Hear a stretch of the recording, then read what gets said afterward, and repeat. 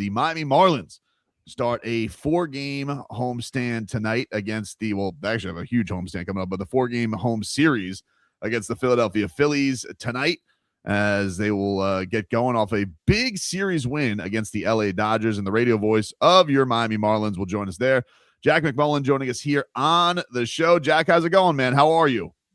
Oh, good, man. No, we're readjusting after the West Coast swing, right? Jet lag will get you. So all of a sudden I'm getting up at 9:30 and I'm like, I still don't feel good. But you know what? We're good. We're ready for the Fighting Phils to come to town. All right. We got into a quibble yesterday on the show because you described Liam Hicks's game against the Dodgers as a coming out party, and Leroy disagreed. And I say 7 home runs in the month of April. Hard to argue that this guy playing the way that he is not a coming out party. What have you thought so far of Liam Hicks's season? Quite the surprise. 100%. So, Leroy, before I answer that, give me your take. Why is it not a coming out party for him? So, and this is the football in me, that is such a small sample size for 162 games, that to say, and he's played a little over 10% of the season, right, that this is what he's going to be, or this is his coming out party, would insinuate that dude's going to hit like 50 home runs. And I'm kind of like, okay. You don't know that he's not new Cal Raleigh. You don't know that. I'm not, he could be new Cal Raleigh. See, and that's he could be though. That's why no, I'm telling you though, but he could be though, dude. Right? I just like to put things in perspective. That's all. And I would like, we've had far too much time, even with the Marlins, where we've had stretches where they win 10 of 15, 10 of 12, and then and then it's baseball, so there's the other side of that. I would just like to see, hey, is he making good contact? Is he just a home run hitter? Is he just like, he's had a good stretch? I'm not questioning that. He's done something I don't think anybody's done in baseball. Right. And so I'm not taking away from that, but I just say, I'm just one of those people that say, okay, baseball is a very long season.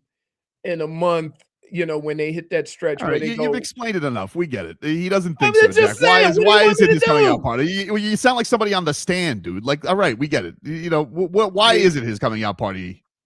So here's what I'll say. I'll say both sides of the sword are sharp in that argument, where like, okay, yes, it's a long season and baseball is always going to baseball, right? And like July could look not great for Liam Hicks. But what if I told you that Liam Hicks has 7 homers this year and he's swung and missed at 1 pitch inside the strike zone this year? God. He's punched out 8 times. So he's an elite bat to ball guy. So we're talking about a guy with 7 homers that's second in all of baseball in RBIs, that has like a similar contact rate to Luis Ariz, like the level of bat to ball that everybody was falling in love with Miami.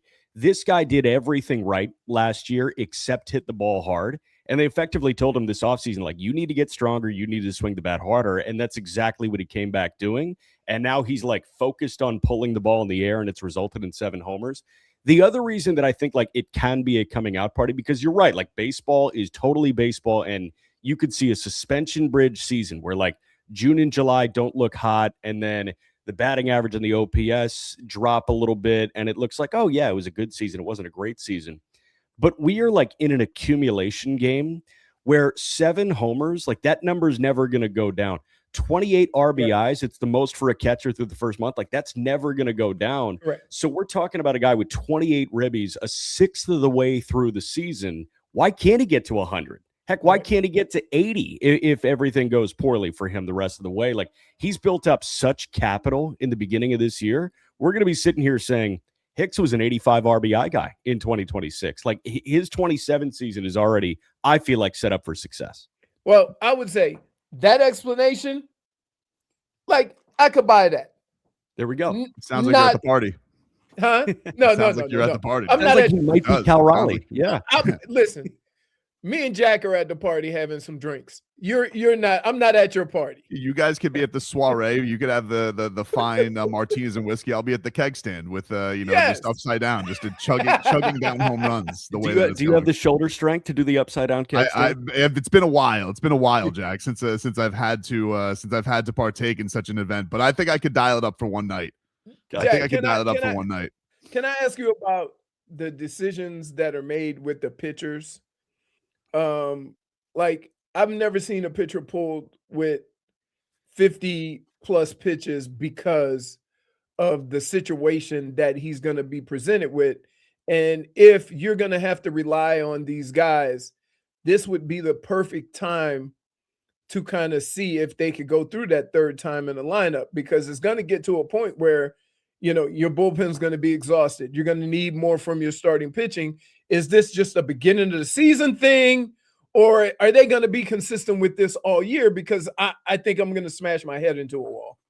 I think it's a combination of a whole bunch of factors. And we saw Jansen Junk work a little bit further in his last start in L.A., and Junk was really good in L.A. But Leroy, you're referring to, I think, the 5 innings, 56 pitches that he threw against St. Louis, right, in Miami. And so that set up in a really good way, because you had the off day on the heels of that, and then you had Sandy going the day after. And Sandy rolls out of bed and gives you 6 innings. Like, he's probably going to give you 7 innings on a good Sandy day. So, there are a whole bunch of factors that go into the Jansen Junk thing. Like, third time through is absolutely a thing, right? And hitters perform better the more they see a pitcher and the more pitches they see from a pitcher. Like everybody knows that Ronald Acuna Jr.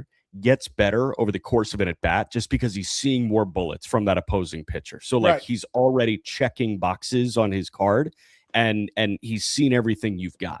So think about that, but over the course of a game, third time you see Jansen Junk, you're going to get that fastball and the sweeper and the slider and the curveball. Like, you've seen all of that before. So naturally it's going to look a little bit better. And then I guess it just depends where your bullpen is at. And also, if you're up or if you're down. If you're up by 2 runs and you feel like you can piece 4 relievers together to get a win, by all means, you go do it, especially with Sandy right behind him in the rotation. That's a huge factor of that. Sandy, when he's at his best, it is a day off for the bullpen, or it's Sandy to the closer and life is good. You're squared away. So I think that's the one guy that you kind of watch out for that with. With a guy like Paddock, you'll probably see a little bit more, bullpen usage. And with a guy like Max, it's just how good is the slider? Is he going to get us through 5 today? Is he going to get us through 6? So I don't think you're going to see that all the time. If Jansen Junk is at 56 pitches through 5 innings next time out, I guarantee you he's going to get the ball for a clean 6th.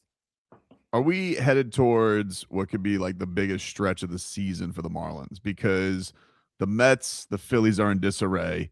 You have 2 divisional opponents coming up here with Philly and Washington. But none of these teams are juggernauts. And we've seen the Marlins this year, Jack. They just beat the best team in baseball that everybody thinks so with 2 out of 3. They really haven't felt outclassed in any series. Even the series that they've lost against the Yankees or the Braves, those are games that they could have won. Probably outside of the Detroit series, they've looked capable against anybody. But you got to make moves eventually. You're still under 500. This is a chance for you. Do you feel like this could really swing the season for them in a positive direction if they take advantage of this homestand? Baseball's hilarious, and it's probably why we all love it and hate it at the same time, because yes, it is a huge point of the season. And then in 6 weeks, we're going to forget all about it and say, this is probably the biggest week stretch of the season. And then 6 weeks after that, this is probably the season defining week that we've got in Marlins baseball. So it's just such a long year. And one of my favorite lines about baseball, Hawk Harrelson, longtime TV guy for the Chicago White Sox, you can put it on the board, that guy, he said, this is a game designed to make literally everybody involved with it go insane. And it's the team that stays the most sane that will probably win the World Series. And it's just a matter of staying sane and doing your job and winning weeks like this, winning a 10-game homestand, going 6-4, 7-3. On this homestand. So it's day by day, but it's also taking it in chunks and winning series and all that. So yeah, I think it's huge right now, but I guarantee in 6 weeks, we're sitting here saying the same darn thing about the next, week and a half homestand we've got. What have you thought so far about, some of the lefty bats, Stowers coming back, Owen Casey with that early success, maybe some struggles now, but Do you feel like this is kind of just riding some of the guys who with health coming back into the swing of things? Because I think one of the things that's been impressive is the Marlins are at a pretty solid point, and it doesn't feel like any of the guys we projected to have real big time pop for them this year with Stowers with his health and even Ramirez. They haven't quite gotten to that kind of a groove yet. So where does it feel like their temperament is at for the season so far? Yeah. So biggest thing that I was like thinking about, I honestly just thinking yesterday about this. The top 3 hitters that you would project to have like the best years and be the focal point of the offense have been 3 of the more disappointing, right? If I was sitting here and I told you that Stowers has yet to hit a homer because he was hurt and that he just hasn't through his first 8 games, Augustine Ramirez has an OPS under 700, and Jacob Marcy is hitting like $175, $180, you're saying, oh, things are going south for the not the case, because X is hitting 340, Otto Lopez is hitting 320 and looks like one of the better shortstops in baseball. And then Liam Hicks, again, is probably just Cal Raleigh at this point. But yeah, man, it's crazy. I think Marcy is really turning a corner. He's never going to totally slump because he walks and he steals a bunch of bags and he plays really good center field defense. Like, it hasn't been bad, even though the batting average hasn't been there. With Stowers, he's putting the ball on the ground a lot through his first 9 games. Once he starts elevating, he'll start celebrating a little bit more, I'm sure. And then Augustine, it's just hard swinger. He's a very streaky hitter, and you just want to see him find a groove, and the ball's going to start flying out of the ballpark quickly. And then Casey, like, this is the tough stretch there because there's enough of a sample, and he was amazing through the first week of the year. There's enough of a sample to know, like, okay, he may struggle with some off-speed stuff, curveballs and sliders, get him on that, maybe some changeups diving low and away from him. Once he makes the correction, he's going to be good, and it seems like he's close to that. So it's exciting that all the bats that are quote-unquote struggling are the ones that are close to turning a corner right now. Why have you guys not gotten Jeff Nelson and Machete yet? So next time he's on radio, we got to do it. And here's the thing. You guys know it all too well. Like, food sampling on the radio, it just stinks. It objectively stinks because you just listen to somebody chewing and it's like, oh, man, this is awesome. You got to try this. TV, at least you can see the product. Totally. This is probably not the show, though, because, Leroy is not one to exactly stop when it comes to anything that is – in the way of his hunger. He's going to test it on the radio for people. Can I tell you, Leroy's weather reports are some of my favorite things, where he just gets up and goes far away from the mic. He's like, oh, you know what? It looks sunny outside. We broadcast, was it last year from Live? And I went out and threw up some grass. This is the superpower that he has as a golfer. He could just tell the weather. Hey, I need to know, because I get up really early in the morning to golf. I tee off at 7 in the morning on the weekends. So I'm old, so I got to get up at like 4:30 to start stretching and stuff like that. Right. So you best believe if I'm going to make that commitment that early in the morning, I need to know what the weather's going to be. Of course. Right. So I'm not, no. Do you and have like, listen, I've gone to bed at like 11 o'clock at night, sent out a text to my group, and I said, don't even bother. Right? Really? Yeah. Good for you. Do you have a favorite ballpark food so far? Not even necessarily at the Marlins, but on your travels, is there one you have to go to? So I told Steven Strom, who hosts Marlins on Deck, I said the new thing on the 200 level, the Legends level, with like that Legends Hall of Fame at Lone Depot Park, they have ceviche there, which is sushi, and like they've got a Marlins roll and a Miami roll that are really good. I said, we got 81 home games. I think 77 of the 81. I'm going to be doing the Marlins roll from ceviche. So that's what I'm ripping right now. But I'll tell you, we just got back from LA and San Francisco. The crab sandwich in center field in San Francisco is ridiculous. It's effectively just like 2 pieces of garlic bread and then crab in the middle of it. And it puts a dent in your wallet, but it's just so worth it. I felt totally good doing it. Yeah. I know they don't put that crab with a K, right? No crab with a K. It's crazy crab. We're good. Jack McMullen, you guys can catch him on the broadcast this weekend as the Marlins open up a 4-game series with the Philadelphia Phillies. Yuri Perez on the hill tonight. For him is it seems like he's like leaning into the fastball a little bit more and is getting a little bit more success. Do you feel like he's settling into the year because he got knocked around a little bit early?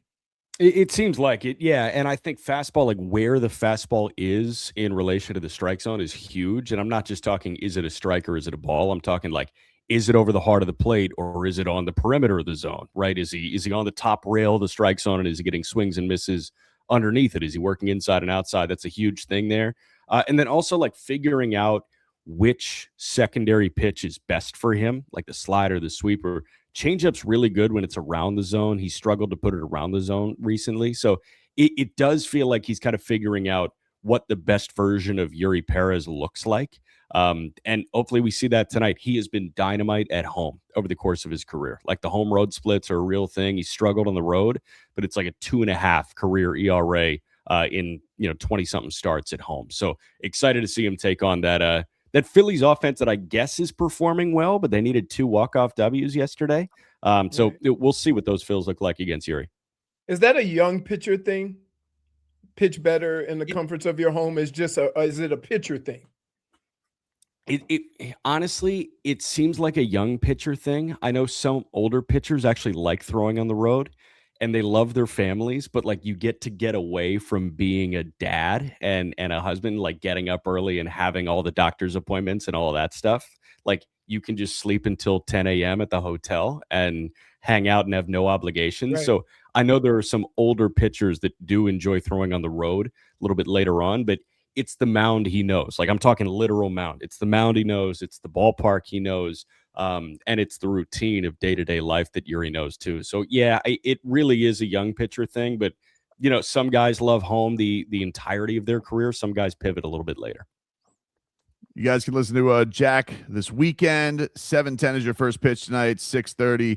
We'll have Marlins on deck. Steven Strom will get you ready for this Phillies series. Appreciate the time, man. Thank you so much. Thanks, Zach. Appreciate you guys.